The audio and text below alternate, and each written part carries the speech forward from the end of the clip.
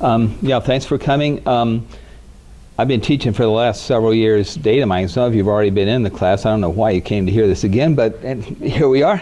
So this is a talk I gave about an overview of data mining, kind of based on what the SAS Enterprise Miner software has available.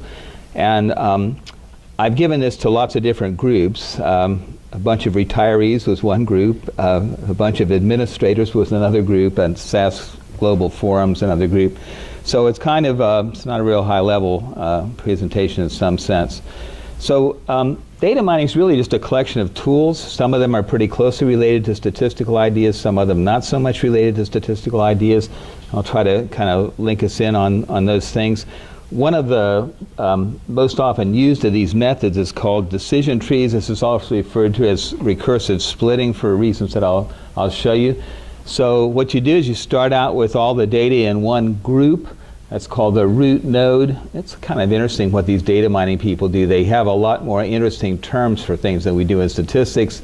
So this is a tree, and you have this root node with everything in there. And then you start dividing the data. So you get these splitting rules. The response is often a binary response. People default on a loan or they don't. People get well or they don't. Things like that. People graduate or they don't in school. And so it's often binary, but it doesn't have to be, as you'll see. So the result's called a tree. So I have three examples. One's a just sort of made up example to illustrate the point on loan defaults. The next one, have you heard of this Framingham Heart study? Are you familiar with Framingham? So Framingham's a town in Massachusetts. They started following, I think, a bunch of doctors there and looking at lifestyle things and measurements like cholesterol and so on, and looked at something called first stage coronary heart disease, which is not a heart attack, but it does indicate problems. And then the next one is automobile accidents, and some data I got from a woman from Portugal who came here to the Traffic Safety Institute here at NC State and used some of these techniques on her data. So recursive splitting, here's the idea. You have some data, and in this case I've used colored dots to indicate whether a person defaulted on a loan or whether they didn't. I have two predictors. One is the age of the person. The other one is a very famous thing that's used in finance, the debt-to-income ratio. If you think about that, you're carrying some debt, but you also have yearly income, and so you're having to pay on that debt, and that's a really good predictor of who's going to default on you. Right, so what's the idea here of recursive splitting? I want to draw a either horizontal or vertical line in that graph so that the proportion of defaulters on one side of that line is as different as possible from the proportion of defaulters on the other side. You got it?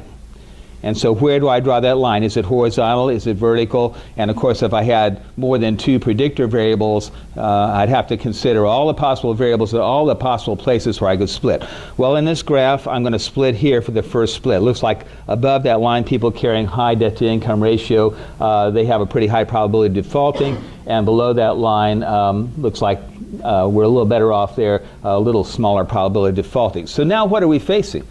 Well, we're facing two problems of exactly the same nature as the one we started with. You see, we got two data sets now. We'll split both of those and split and split and split until it's time to stop. Well, what does that mean, till it's time to stop? How am I going to figure out what happens there and what does that mean, time to stop? But the next split I make might be there and then there and then there, and at the end of the day, we have probabilities of defaulting for all of those regions. So what do you think about that? Does that look right? Everything look okay? Everybody's okay with those numbers? Oh, come on, don't be naive. There's no way. Look at the top left corner. It says the probability of defaulting is 0.008. How did they get that from those red and green dots, do you suppose? What do you think happened here? It's very common in medical studies and things like that.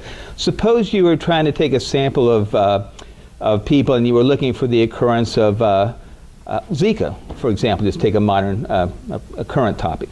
You're looking for the occurrence of Zika, right? You take 1,000 people. What do you think might happen in that sample? How many out of those 1,000 people do you think are going to have Zika? How many people do you know? Anybody know anyone that has Zika virus right now? So isn't there a pretty good chance you get a sample where no one had Zika virus? How are you going to use that to model something? So what do you think they did? And what do they typically do you think? Take a biased sample. So maybe take all the known cases, right? and maybe an approximately equal size of control cases. Model on that, and at the end of the day, right at the end of the day, adjust for the fact that it's a biased sample. Undo that bias. And that's probably what happened here. Look, if you go to work after you get done here for a credit card company, and they have the kind of default rates indicated by those red and green dots there as though it were an unbiased sample, I would not take that job. They're not going to be in business very long, I can tell you that, that's for sure. So let's look at some real data. This is a famous Framingham heart study, and you can do one of these decision trees. There are 1,000 or so people they were following. I'll show you in a second. So the response variable is whether or not they have first-stage coronary heart disease. And you can look at that, and the probability of coronary heart disease, first-stage coronary heart disease, is a function of age, and unfortunately for me, there's no drug I can take for that. Cholesterol, and then systolic blood pressure. You know, they get two numbers, right, when you take your blood pressure. Systolic is whether they're hearing blood go through on the heartbeat, and diastolic is whether they're hearing flow off the heartbeat, so when your heart is not pumping.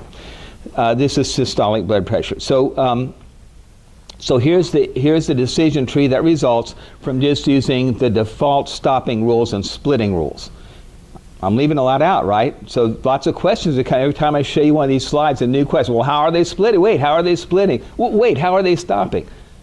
I hope you're thinking that. Curious people want to know. Okay, so up here we have the root node at the top. And let's see if I can read this. So overall, there's an 8% rate of first-stage coronary heart disease. There are 1,615 people in that root node. The first variable they split on is age. It says their age on that plot, and the age they're splitting on is 47 and a half. So older than 47 and a half, younger than 47 and a half. Older than 47 and a half, you go down the right side. Younger, you go down the left side. Are you with me so far? Everybody okay? All right, then we got the two separate data sets. We're going to split leaves or terminal nodes. The nice thing about these decision trees is they're fairly easy to interpret.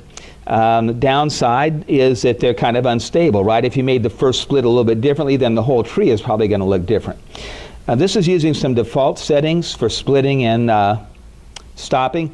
You can put your own criteria in there if you want. Here I asked for a 4-leaf tree. I want 4 groups at the end of the day. I've used something called the Gini criterion for doing the splitting. And in this one, again, there's sort of an interesting little nugget that you get at the end. So the first split, again, is on age. The left side, once I split on age, young people, no worries, they stop, right? That's a terminal node. So if you're young, it's a protective factor. If you're older than 47 and a half, the next thing you split on is systolic blood pressure. If it's low, you stop. You're at you're at an 8.6% rate. That would be this light blue one toward the left. If you have higher blood pressure, you're up to, remember, starting at 8%, you're up to an 18.4% rate in that group. And it splits again on cholesterol. And what's really interesting is even though if you go down the right side, you're old and you got high blood pressure, if you keep your cholesterol down, you're down to a 3.9% rate. In other words, about half the rate of the overall population. Those are the kinds of things that they like to look for with these decision trees. If you go down the right side, you're up to 22%. So if on top of being old and having high blood pressure, you also have high cholesterol, that doesn't look too good, does it?